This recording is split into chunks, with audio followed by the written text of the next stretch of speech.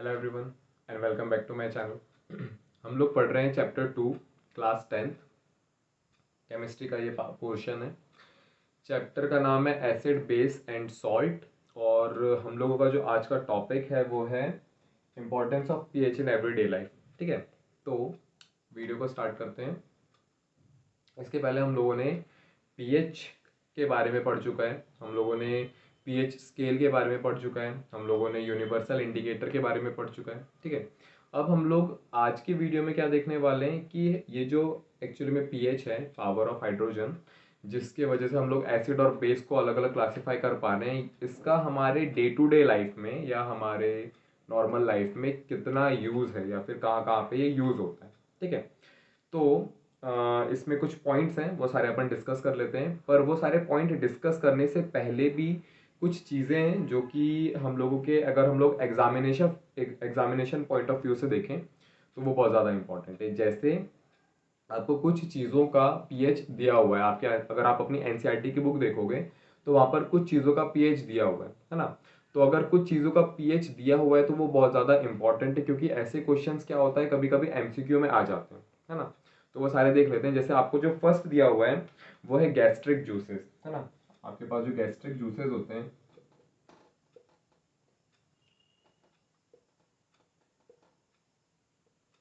इसका जो पीएच होता है वो लगभग कितना होता है, 1.2 होता है। ठीक है, तो ये चीज़ हम लोग को याद रखना है। गैस्ट्रिक जूसेस क्या होते हैं, जो भी हमारे स्टमक के अंदर होते हैं, जो एसिड रिलीज होता है ना, जो हम लोगों को डाइजेशन के लिए बहुत ज़्यादा यूजफुल होता है। तो उसका पीएच कितना होता है, उसका पीएच 1.2 होता है। तो ये चीज़ अपन को याद रखनी, क्योंकि ऐसे क्वेश्चंस एमसीक्यू में कभी कभी आ सकते हैं कि what is the pH of gastric juices, है ना, या what are the pH of gastric juices. तो उस कंडीशन में आपको ये चीज़ याद होनी चाहिए, क्योंकि वो ऑप्शन अगर रहेगा 1.4, 1.5, 2.6 ऐसा, और एक रहा 1.2, तो आपको अगर पता है तो आप 1.2 पे टिक कर सकते हो। ठीक है, उसके बाद नेक्स्ट जो हम लोग को दिया हुआ है वो दिया हुआ है लेमन जूस, है ना। लेमन जूस का पीएच दिया हुआ है हम लोगों को। तो लेमन जूस का हम लोग को पीएच दिया हुआ है, लेमन जूस का पीएच होता है 2.2, है ना। तो ये भी हम लोगों को याद रखना है। लेमन जूस का पीएच 2.2 होता है, इसलिए जब हम लोग लेमनेड पीते हैं, है ना, नींबू पानी पीते हैं, तो हम लोगों को वो खट्टा लगता है। क्यों? क्योंकि उसका पीएच कितना है, 2.2 है, इसलिए वो एक एसिडिक नेचर का है। थर्ड जो हम लोग को याद रखना है वो है प्योर ब्लड। हमारे बॉडी में जो प्योर ब्लड है, ठीक है, हमारे बॉडी में जो ब्लड है उसका पीएच होता है 7.4। तो हम लोग को ये चीज़ याद रखनी है कि जो ब्लड है हमारे बॉडी में उसका पीएच है 7.4। इसके अलावा अपन ने 7 किसका पढ़ा था, तो लास्ट वीडियो में हम लोगों ने डिस्कस किया था कि 7 जो होता है वो वाटर का होता है। ठीक है, तो वाटर का होता है 7, ये चीज़ याद रखनी है। ब्लड का कितना होता है, 7.4 होता है, तो ये भी हम लोगों को याद रखना है। इसके बाद नेक्स्ट है मिल्क ऑफ मैग्नीशिया, है ना। मिल्क ऑफ मैग्नीशिया, मैग्नीशिया जो है वो एक्चुअली में एक कमर्शियल नेम है ना। इसका जो साइंटिफिक नेम है वो मतलब ये जो मिल्क ऑफ मैग्नीशिया एक्चुअली में ये कंपाउंड है ना, जो कि बेसिक होता है। इसका जो पीएच होता है वो क्या होता है, 10 होता है। पर मिल्क ऑफ मैग्नीशिया एक्चुअली में किस कंपाउंड का नाम है, तो मिल्क ऑफ मैग्नीशिया होता है MgOH होल ट्वाइस, है ना, मैग्नीशियम हाइड्रोक्साइड। मैग्नीशियम हाइड्रोक्साइड को हम लोग कॉमन नेम में मिल्क ऑफ मैग्नीशिया भी बोलते हैं, तो ये भी आपको पता होना चाहिए। और इसका पीएच होता है 10, यानी कि ये बेसिक नेचर का होता है, तो ये भी हम लोगों को पता होना चाहिए। इसके बाद जो अगर हम लोग लास्ट बात करें तो लास्ट आपको दिया हुआ है सोडियम हाइड्रोक्साइड NaOH। इसका पीएच होता है 14, तो ये बहुत ही ज़्यादा बेसिक नेचर का होता है, और ये भी आपके एनसीईआरटी में दिया हुआ है, तो इसको भी अपन को याद रखना है। ठीक है, अब ये सारी चीज़ें डिस्कस करने के बाद हम लोग स्टार्ट करते हैं हमारा जो पॉइंट्स दिए हुए हैं हमारे एनसीईआरटी के बुक में, उसको डिस्कस करना स्टार्ट करते हैं। तो इसमें जो फर्स्ट पॉइंट हम लोगों को दिया हुआ है वो है are plants and animals pH sensitive. ठीक है, तो इसको स्टार्ट करते हैं। तो हम लोग का जो फर्स्ट पॉइंट है वो है are plants and animals pH sensitive. क्या सारे प्लांट्स और एनिमल्स पीएच सेंसिटिव है? पीएच सेंसिटिव मतलब अगर पीएच ज़्यादा हो जाए या पीएच बहुत ज़्यादा कम हो जाए, तो ऐसी कंडीशन में क्या हम लिविंग ऑर्गेनिजम्स जिसमें प्लांट और एनिमल्स आते हैं, क्या ये सारे सर्वाइव कर सकते हैं? तो इसका आंसर है नहीं। हम लोग यानी कि जितने भी प्लांट्स और एनिमल्स हैं, जिसमें ह्यूमन बींग्स भी शामिल हैं, ये सारे के सारे बहुत ज़्यादा पीएच सेंसिटिव होते हैं, है ना। अगर हम लोग हमारे बॉडी की बात करें तो हमारा जो बॉडी का पीएच है उसकी रेंज होती है 7 से 7.8। हमारा जो बॉडी है उसकी पीएच कितनी है, उसकी पीएच की रेंज कितनी है, 7 से 7.8। अगर 7 से कम पीएच हो रहा है हमारे बॉडी के किसी पार्ट का, या फिर 7.8 से ज़्यादा हो रहा है, तो उस बॉडी के पार्ट में हम लोगों को अलग कॉन्सिक्वेंसेस देखने को नजर आएंगे, है ना। वो एसिडिक हो जाएगा या फिर वो बेसिक हो जाएगा। तो हमारा जो बॉडी है, हमारे बॉडी का पीएच रेंज कितना है, 7 से 7.8 है। इतना ही होना चाहिए, है ना। इससे कम नहीं होना चाहिए, इससे ज़्यादा नहीं होना चाहिए। इसके अलावा अब अगर हम लोग बात करें, आप लोगों ने एसिड एसिड रेन के बारे में सुना होगा ना। एसिड रेन, एसिड रेन होता क्या है, तो जब कभी भी, जैसे अगर हम लोग इंडस्ट्रियल एरिया में रह रहे हैं जहाँ पर बहुत ज़्यादा इंडस्ट्रीज हैं, तो वहाँ पे हम लोगों ने देखा होगा कि इंडस्ट्री से बहुत ज़्यादा क्या निकलता है, धुआं निकलता है। वो सारे धुएं में क्या होता है, तो वो सारे धुएं में बहुत ज़्यादा ऐसी गैसेज होती हैं जो हम लोगों के लिए हार्मफुल है ना। Carbon dioxide, carbon monoxide, nitrogen dioxide, है ना। ये सारी गैसेज होती हैं उसके अंदर। पर जब ये सारी की सारी ऊपर जाती हैं, आसमान में जाती हैं, तो वहाँ पर क्लाउड्स होते हैं। कौन से वाले क्लाउड्स होते हैं, जो कि वाटर वेपर्स हैं, जो आगे चल के हम लोगों को क्या देंगे, बारिश देंगे, मतलब बारिश वाले बादल होते हैं। तो होता क्या है कि ये जो सारी गैसेज है जो इंडस्ट्रीज से निकल रही हैं, ये सारी की सारी किसके साथ जाके मिक्स हो जाती हैं, ये सारी की सारी वाटर वेपर्स जो बाद में बारिश के साथ गिरने वाले हैं ना, जो बारिश वाले बादल होते हैं, उनके साथ जाके मिक्स हो जाते हैं। और जब बारिश गिरती है तो बारिश के साथ ये सारे जो केमिकल्स हैं ये भी उसमें मिक्स होकर नीचे गिर जाते हैं, जिसके वजह से जब ये बारिश की तरह नीचे गिरता है तो हम लोग इसको क्या बोलते हैं, एसिड रेन। एसिड रेन का पीएच कितना होता है, तो एसिड रेन का पीएच होता है 5.6। इसको भी आपको याद रखना है। एसिड रेन का पीएच कितना होता है, एसिड रेन का पीएच होता है 5.6। अगर उसका पीएच 5.6 है, इसका मतलब ये कि वो बहुत ज़्यादा एसिडिक है, और अगर वो एसिडिक है तो वो हम लोगों के लिए खतरनाक है। इवन कि जो एसिड रेन होती है, अगर वो रिवर्स में गिर जाती है, तो रिवर का जो पानी होता है वो बहुत ज़्यादा एसिडिक हो जाता है। उसमें रहने वाले जो एक्वेटिक लाइफ है, उसमें रहने वाले जो मछलियाँ हैं या और भी जो जीव जंतु हैं, वो सारे भी बहुत ज़्यादा मरने लग जाते हैं। उन लोगों का भी बहुत ज़्यादा उन लोगों के लिए बहुत ज़्यादा हार्मफुल होता है ये चीज़। और अगर हम लोग रिवर से पानी ले रहे हैं, हम लोग अपने डेली यूज़ के लिए, पीने के लिए और भी चीज़ों के लिए पानी ले रहे हैं, तो वो हमारे लिए भी बहुत ज़्यादा खतरनाक है। ठीक है, तो हम लोगों का जो फर्स्ट, अगर हम लोग बात करें कि are plant and animal pH sensitive, तो इसका आंसर होना चाहिए कि हाँ, हम लोग जितने भी लिविंग ऑर्गेनिजम्स हैं वो सारे के सारे पीएच सेंसिटिव होते हैं। ठीक है। ठीक है, अब इसके बाद जो हमारा नेक्स्ट पॉइंट है वो क्या है, पीएच ऑफ सॉइल। नेक्स्ट है pH of soil in backyard, है ना। मतलब हमारे घर के आसपास आंगन में, या फिर हम लोग अगर फील्ड की बात करें, तो वहाँ का जो पीएच है, किसका पीएच, मिट्टी का पीएच, वो कितना है ना। आपने देखा होगा कि जो फार्मर्स होते हैं वो जनरली क्या करते हैं, टाइम टू टाइम अपना जो फील्ड होता है, जो खेत होता है उनका, उसकी मिट्टी का वो लोग पीएच चेक करवाते हैं, है ना। क्यों पीएच चेक करवाते हैं, क्योंकि उन लोग क्या कर रहे हैं, अपने फसल को बचाने के लिए इंसेक्टिसाइड्स और पेस्टिसाइड्स डाल रहे हैं, है ना। बहुत ज़्यादा केमिकल्स डाल रहे हैं अपने मिट्टी में ताकि इंसेक्ट्स ना हो। पर क्या हो रहा है, वो सारे के सारे जो इंसेक्टिसाइड्स और पेस्टिसाइड्स है वो जा कहाँ रहे हैं, वो मिट्टी के अंदर जा रहे हैं। अब एक टाइम ऐसा आएगा जब वो सारे के सारे केमिकल्स बहुत ज़्यादा मिक्स हो जाएंगे आपके सॉइल के अंदर, मिट्टी के अंदर, जिसके वजह से मिट्टी का जो पीएच है वो बहुत ज़्यादा इंक्रीज हो जाएगा। और अगर मिट्टी का पीएच बहुत ज़्यादा इंक्रीज हो गया तो प्लांट जो है वो ग्रो नहीं कर पाएंगे। इसके जस्ट पहले जो फर्स्ट पॉइंट है उसमें हम लोगों ने क्या देखा कि जो प्लांट होते हैं वो भी कैसे होते हैं, पीएच सेंसिटिव होते हैं। तो अगर एक ऐसी मिट्टी है हमारे पास जहां पर जिसका पीएच बहुत ज्यादा है ना, या पीएच बहुत ज्यादा कम हो गया, मान लिया अगर आप, हमारा जो केमिकल है वो बेसिक है, तो ज्यादा है या कम है, दोनों कंडीशन में अगर पीएच में चेंज आ रहा है तो जो प्लांट है उसकी ग्रोथ नहीं हो पाएगी, हमारी जो फसल है वो खराब हो जाएगी।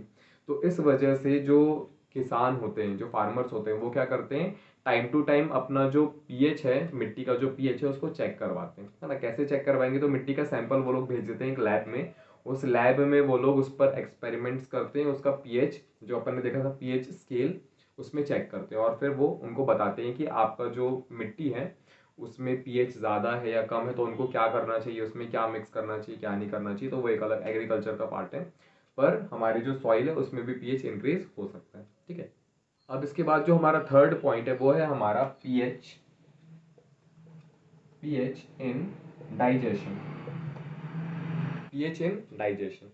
तो पीएच इन डाइजेशन का मतलब क्या है कि अगर हम लोग, आप लोगों ने चैप्टर नंबर 5 में पढ़ा होगा, है ना, और इस चैप्टर के स्टार्टिंग में भी हम लोगों ने पढ़ा था कि हम लोगों का जो स्टमक होता है उस स्टमक में हाइड्रोक्लोरिक एसिड होता है ना। एक्चुअली में हाइड्रोक्लोरिक एसिड होता नहीं है, हाइड्रोक्लोरिक एसिड रिलीज करते हैं गैस्ट्रिक ग्लैंड्स। तो हाइड्रोक्लोरिक एसिड जब हमारे स्टमक में आता है तो वो हम लोगों को क्या करता है, हम लोगों को डाइजेशन करने में बहुत ज़्यादा हेल्प करता है। हम लोग जितना भी खाना खा रहे हैं वो सारा हमारे स्टमक में जा रहा है, और वो स्टमक में जाने के बाद डाइजेस्ट होता है। तो डाइजेस्ट कैसे होता है, क्योंकि हमारा जो स्टमक है वो क्या रिलीज करता है, हाइड्रोक्लोरिक एसिड HCl को रिलीज करता है। पर HCl के वजह से हमारा जो बॉडी है, हमारा जो स्टमक है, उसको कुछ प्रॉब्लम नहीं होती। क्यों नहीं होती, क्योंकि हमारे बॉडी के अंदर म्यूकस की एक लेयर है जो हमारे स्टमक को क्या करती है, एसिड से बचाती है। ठीक है, अब हमारे बॉडी में एसिड प्रोड्यूस हो रहा है, लेकिन कभी कभी क्या होता है, जब हम लोग बहुत ज़्यादा ओवर ईटिंग कर लेते हैं, हम लोग बहुत ज़्यादा खाना खा लेते हैं, तो हम लोगों को एसिडिटी हो जाती है ना। तो एसिडिटी क्यों हो रही है, क्योंकि हम लोग ने बहुत ज़्यादा खाना खा लिया। तो ज़्यादा खाना को डाइजेस्ट करने के लिए हमारे स्टमक ने क्या किया, ज़्यादा एसिड को प्रोड्यूस कर दिया। अब एसिड का लेवल ज़्यादा हो गया तो हम लोगों को उसके वजह से क्या हो गया, एसिडिटी हो गई। अब जब हम लोगों को एसिडिटी हो गई तो हम लोगों को बहुत ज़्यादा पेन और बहुत ज़्यादा इरिटेशन होने लग जाता है। तो उस वजह से हम लोगों को क्या करना चाहिए, उस कंडीशन में हम लोगों को एंटा एसिड खाना चाहिए, है ना। एंटा एसिड क्या होता है, तो एंटा एसिड एक तरीके का बेस होता है जो कि मार्केट में हम लोगों को इनो के नाम से मिलता है। हम लोग जो इनो एक्चुअली में खा रहे हैं एसिडिटी होने पर, वो क्या है, वो एंटा एसिड होता है। तो हम लोगों को ऐसे कंडीशन में एंटा एसिड खाना चाहिए। एंटा एसिड क्या है, एक्चुअली में एक बेस है। आपके बॉडी के अंदर, आपके स्टमक के अंदर पीएच इंक्रीज हो गया है, मतलब एसिडिटी इंक्रीज हो गई, एसिड का लेवल इंक्रीज हो गया। आपने क्या किया, आपने बेस खा लिया। तो जब आपके स्टमक के अंदर एसिड और बेस दोनों रिएक्ट करेंगे तो कौन सी रिएक्शन होगी, न्यूट्रलाइजेशन रिएक्शन होगी, जो कि अपन ने बहुत बार डिस्कस कर चुके हैं कि न्यूट्रलाइजेशन रिएक्शन में एसिड और बेस दोनों मिलेंगे और क्या करेंगे, सॉल्ट और वाटर प्रोड्यूस करेंगे। तो वो जो सॉल्ट और वाटर है वो न्यूट्रलाइज हो जाएगा, मतलब एसिड और बेस न्यूट्रलाइज हो जाएगा, और आपकी जो एसिडिटी है, जो पेन और इरिटेशन है, वो हट जाएगा। ठीक है, तो हम लोग ऐसी कंडीशन में एंटा एसिड यूज करते हैं, जो कि जनरली क्या होता है, इनो होता है। इसके अलावा हम लोगों ने अभी जस्ट वीडियो के स्टार्टिंग में मिल्क ऑफ मैग्नीशिया पढ़ा था। मिल्क ऑफ मैग्नीशिया जिसका फॉर्मूला क्या था, MgOH whole twice magnesium hydroxide. तो हम लोग magnesium hydroxide, milk of magnesia भी यूज कर सकते हैं एज एंटा एसिड। अगर हमारे पास एंटा एसिड नहीं है, इनो नहीं है, और अगर आपके पास मिल्क ऑफ मैग्नीशिया है, अगर आप ऐसे कुछ लैब में काम कर रहे हो या लैब है आपके आसपास, तो आप वहाँ से मिल्क ऑफ मैग्नीशिया भी क्या कर सकते हो, खा सकते हो। उससे भी हमारा क्या हो जाएगा, इरिटेशन वगैरह हट जाएगा। ठीक है, ओके। इसके बाद हमारा जो नेक्स्ट पॉइंट है वो है pH change, pH change as the cause of tooth decay, है ना। मतलब क्या हो रहा है, पीएच का चेंज हो रहा है। पीएच के चेंज होने के वजह से क्या हो रहा है, हम लोगों का जो टूथ है वो डीके हो रहा है। टूथ डीके हो रहा है मतलब दांत खराब हो रहा है ना। अब ये कैसे हो रहा है, तो हम लोग बहुत ज़्यादा खाना खा रहे हैं। खाना खाने के वजह से हमारे माउथ में बहुत सारे छोटे छोटे ऑर्गेनिजम्स हैं, बैक्टीरिया है ना। वो क्या करते हैं, जब हम लोग खाना खाते हैं तो हमारे दांतों में या हमारे मुंह के अंदर जो भी हम लोग खा रहे हैं उसका थोड़ा सा पार्ट रह जाता है ना। और अगर हम लोग अच्छे से ब्रश नहीं कर रहे हैं तो वो जो पार्ट है उसको डाइजेस्ट करना कौन स्टार्ट कर देता है, हमारे माउथ में जो छोटे छोटे बैक्टीरिया हैं वो उसको डाइजेस्ट करना स्टार्ट कर देते हैं। ठीक है, अब होता क्या है, जब वो छोटे छोटे बैक्टीरिया उस खाने को या उस फूड पार्टिकल को डाइजेस्ट करना स्टार्ट कर रहे हैं, जो आपके माउथ में कहीं रह गया है या फिर दांतों में कहीं अटक गया है, तो वो जब उसको खाने के बाद डाइजेस्ट करते हैं तो डाइजेस्ट करने पर वो एसिड प्रोड्यूस करते हैं। ठीक है, और वो एसिड जाकर किसके साथ रिएक्शन कर लेता है, आपके दांतों के साथ रिएक्शन कर लेता है। अगर हम लोग हमारे दांत की बात करें तो वो बने हुए कैल्शियम फॉस्फेट से, है ना। कैल्शियम फॉस्फेट हमारे पूरे बॉडी में सबसे ज्यादा हार्डेस्ट सब्सटेंस है। ठीक है, तो क्या हुआ, वो जो एसिड प्रोड्यूस हो रहा है वो कैल्शियम फॉस्फेट के साथ रिएक्शन कर रहा है, और उसके वजह से हमारा जो माउथ है उस माउथ का पीएच 5.5 से कम हो गया। ठीक है, अब 5.5 से कम हो गया तो माउथ हमारा कैसा हो गया, एसिडिक हो गया, बहुत ज़्यादा एसिडिक हो गया हमारा माउथ। तो क्या हो रहा है, अब अगर हम लोग बहुत ज़्यादा ऐसे खाना खा रहे हैं जिसकी वजह से बैक्टीरिया क्या कर रहे हैं, बैक्टीरिया की ग्रोथ हो रही है, हम लोग अच्छे से ब्रश नहीं कर रहे हैं, तो खाना सारा हमारे माउथ के अंदर रह जा रहे हैं। जो बैक्टीरिया है वो क्या कर रहा है, उनको डाइजेस्ट कर रहे हैं। डाइजेस्ट करने के बाद वो क्या कर रहा है, अब डाइजेस्ट करने के बाद वो एसिड रिलीज कर रहे हैं, और वो एसिड हमारे दांतों के साथ रिएक्शन कर रहे हैं, जिसके वजह से हमारे जो दांत है वो खराब होना स्टार्ट हो जाते हैं, है ना। और इसके अलावा आपने देखा होगा कि जैसे कभी कभी पानी में फ्लोराइड जो है वो ज़्यादा हो जाता है ना। जैसे कभी कभी आपने देखा होगा जो पानी हमारे घरों में आ रहा है, तो वो पानी को साफ करने के लिए पानी में फ्लोराइड डालते हैं, है ना। अब वो फ्लोराइड वाला पानी अगर हम लोग पी रहे हैं, अगर हम लोगों का वो पानी बहुत ज़्यादा आरओ फिल्टर वाला नहीं है, अगर हम लोग फिल्टर वगैरह यूज़ नहीं कर रहे और ऐसे डायरेक्ट वो पानी पी रहे हैं, तो हमारा जो माउथ होता है उसका पीएच उस कंडीशन में भी क्या हो जाता है, कम हो जाता है, जिसके वजह से हमारे जो दांत है वो खराब होना स्टार्ट हो जाते हैं। तो पीएच के चेंज होने से हमारा जो टूथ डीके है वो स्टार्ट होता है, यानी कि हमारे जो दांत है वो खराब होना स्टार्ट हो जाते हैं। ओके, इसके बाद जो हमारा लास्ट पॉइंट है इस टॉपिक का वो है सेल्फ डिफेंस बाय एनिमल्स, है ना। फिफ्थ पॉइंट है सेल्फ डिफेंस बाय एनिमल्स, ठीक है। अब सेल्फ डिफेंस बाय एनिमल्स क्या है, तो ऐसे बहुत सारे एनिमल्स हैं जो कि अपने आप को बचाने के लिए क्या करते हैं, एसिड को यूज करते हैं। जैसे अगर हम लोगों को कोई मधुमक्खी काट रही है ना, अब मेरा हाथ है और मेरे हाथ में मधुमक्खी ने काट दिया, तो एक्चुअली में हुआ क्या है, मधुमक्खी ने मिथेनोइक एसिड, है ना। मिथेनोइक एसिड क्या होता है, वैसे आप अभी चैप्टर 4 में पढ़ोगे, है ना। मिथेनोइक एसिड मतलब एक्चुअली में क्या है, उसमें एक ओइक एसिड यानी कि COOH बॉन्ड जो है वो ऐड है, और मिथ मतलब एक कार्बन है। पर अभी आपको शायद ये समझ में नहीं आ रहा होगा क्योंकि अपन ने अभी ऑर्गेनिक अभी स्टार्ट नहीं किया। चैप्टर 4 में ये सारी चीजें आप पढ़ोगे क्या होता है, मिथेनोइक एसिड एक्चुअली में क्या होता है ना। तो अभी सिर्फ नाम याद रखना है कि मिथेनोइक एसिड नाम का कुछ एक कंपाउंड है। तो आपके हाथ में मधुमक्खी ने काट दिया, मतलब उसने क्या कर दिया, आपके बॉडी के अंदर मिथेनोइक एसिड को इंजेक्ट कर दिया, ठीक है। अब मिथेनोइक एसिड जब हमारे हाथ के अंदर जाता है तो वो हम लोगों को बहुत ज्यादा पेन और बहुत ज्यादा इरिटेशन करता है। बहुत ज्यादा आपको पेन होगा, बहुत ज्यादा आपको दुखने लग जाएगा, बहुत ज्यादा आपको दर्द करने लग जाएगा। तो ऐसी कंडीशन में हम लोग को क्या करना चाहिए, ऐसी कंडीशन में हम लोगों को जो बेकिंग सोडा होता है ना, बेकिंग सोडा वैसे अपन आगे अभी पढ़ेंगे भी, जो अपन केक में, ब्रेड में, ये सारी चीज़ों में यूज़ करते हैं, है ना। वो अगर हमारे पास है, अगर हमारे किचन में है, तो हम लोग क्या कर सकते हैं, उसको उस जगह पर लगा सकते हैं। उसको लगाने से क्या होगा, अब देखो बेकिंग सोडा क्या है, वो एक्चुअली में एक सॉल्ट है पर बेसिक नेचर का है। तो वो क्या हो जाएगा, जब बेसिक नेचर का सॉल्ट हम लोग उसमें यूज करेंगे तो एसिड और बेस का रिएक्शन होगा, और एसिड और बेस के रिएक्शन होने पर न्यूट्रलाइजेशन की रिएक्शन होगी, और वो जो पेन है हम लोग को, जो उस जगह पे पेन हो रहा है, वो थोड़ा सा कम होने लग जाएगा और थोड़ा सा हम लोगों को रिलीफ मिलने लग जाएगा।